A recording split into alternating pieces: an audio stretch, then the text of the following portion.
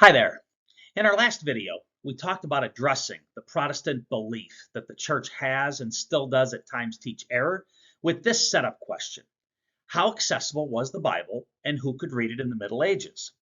We discussed how the answer to this question was the Bible was not at all accessible and basically no one could read it between 400 and 1400 AD. Well, the next setup question is this. So if not the Bible, then who or what did the common folk rely on for the truth? Let me first state what I'm not saying.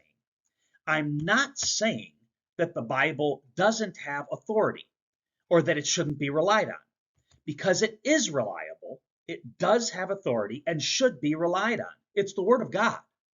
What I am saying is that that reliable and authoritative book was not in the hands of common folk like it is today, nor were they able to know what it said back 600 to 1600 years ago, again, like today.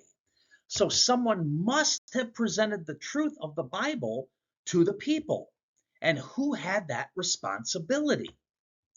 The answer is the church.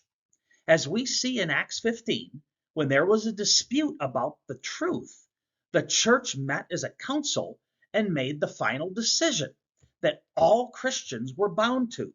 Similarly, 250 years later, when there was a dispute within the Christian community, the Nicene Council came together and made the final decision that resulted in the creation of the Nicene Creed, that again, all Christians were bound to. There is no doubt that who the common folk, so to speak, you and I, if we lived back then, relied on for the truth was the church. And this was the case not only through the early church, but throughout the Middle Ages as well. And remember, back then, there were no denominations. There was just a single Christian church who people relied on for the truth.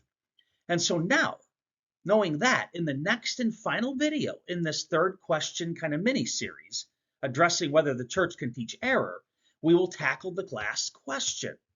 So if the church did teach error, would they not be then culpable for souls going to hell?